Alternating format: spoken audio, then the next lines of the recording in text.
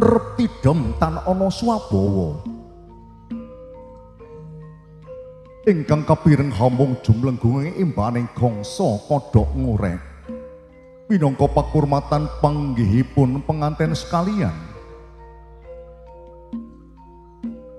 Sampun kepareng jengkar saking palenggandhi nengga.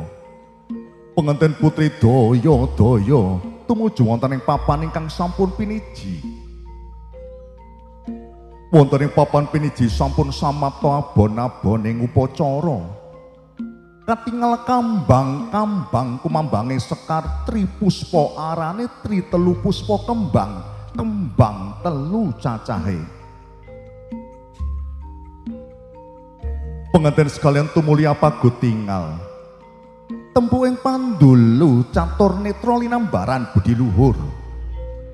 Sakala wonten daya ingkang pangribawa ingkang tumandu wonten ing penganten sarimbit.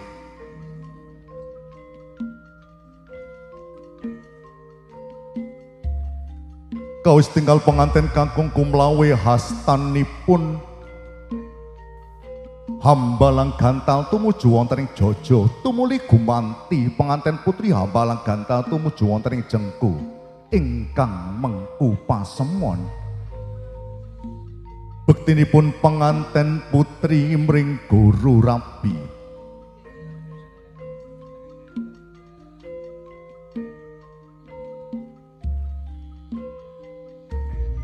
Penganten sekalian sigra tangkep asta manunggaling cipta rasa budi mewakarsa. Anggenipun badhe lelumban wonten samudraning bebrayan agung.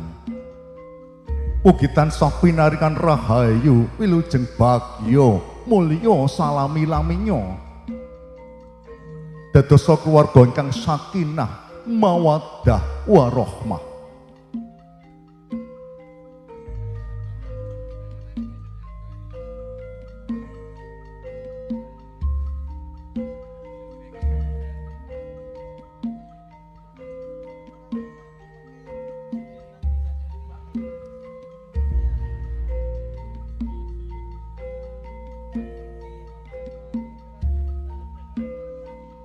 Para tamu kakung putri, penganten putri sigra hanjeng dumateng kakungipun. Menika tandha yekti tandha bekti. Penganten putri dumateng kakungipun.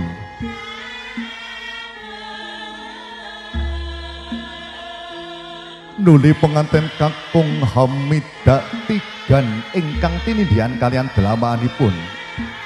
Ingkang winastan Hamidah wiji dadi tigan pecah makpiar. Menika mengku pasemon panyuwunan dumateng Gusti ingkang murbeng dumadi. Mugi penganten sekalian anggenipun badhe lumebet wonten ing alaming bebrayan agung. Enggal pinaringan turuning wiji utawi putra ingkang saged nerasaken sarasilah keluarganipun.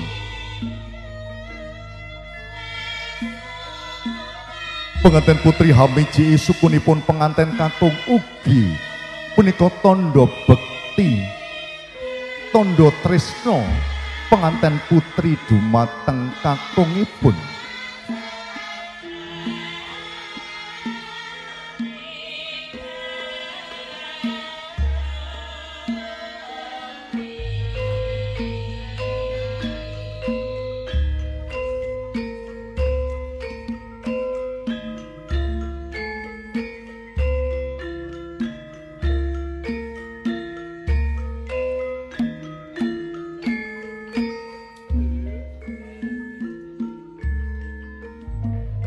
Sasampunipun penganten kakung Hamidah tigan so penganten putri Hamiji sukunipun penganten kakung.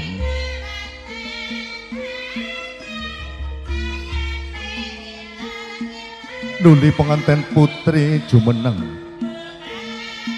wonten ing sisih kiwanipun penganten kakung. Menika pratandha bilih penganten putri tansah nengenaken ingkang kakungipun.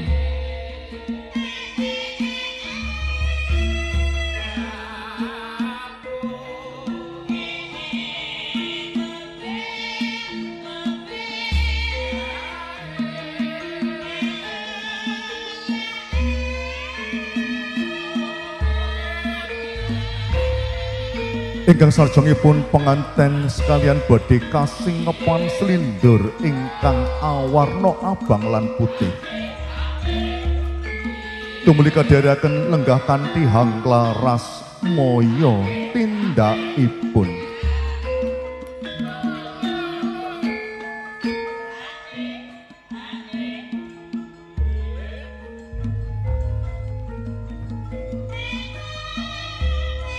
Rumaos bombong birawaning kalih Bapak Sri Kusmantos kan Ibu Suwanti munggani ingkang putra tansah gegandengan astotan bisa ginggang sarambut paribasani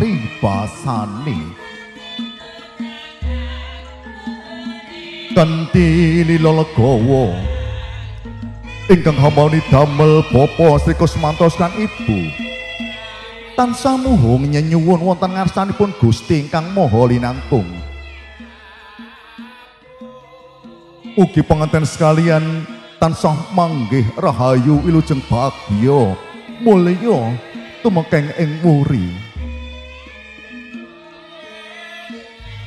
Ugi dawuhipun penganten dados sarana rumambating kautamen. Satemah mahanani bagya mulya jumbuh idam-idamamipun Rama sa Ibu minggahing para keluarganipun. Mangkono ta sigeking rumpaka. Para tamu sinedan kakung saha putri, sasampunipun penganten sekalian lenggah satata nuli ingkang hambawani damel Bapak Sri Kusmantos kan Ibu daya-daya hamrepeki rawuhipun kadang pisan sutresnapun Bapak Sukamtos kan Ibu Sunati sarjana pendidikan ingkang bidalem wonten ing sawan RT 6 RW 1 Emplak Boyolali.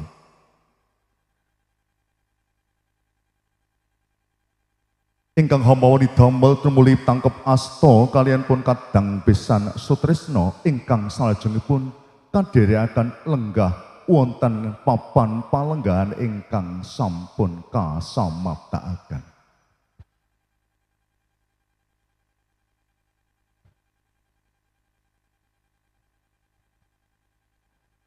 Sugeng para sesepuh, para bini sepuh ingkang satunggu kinabekten. Para tamu sinedan kakung saha putri ingkang winantu ing pakurmatan. Sasapunipun penganten sekalian saha ingkang sami bebisanan lenggah satata nuli badhe katindakan tata cara pamaosing pandonga syukur.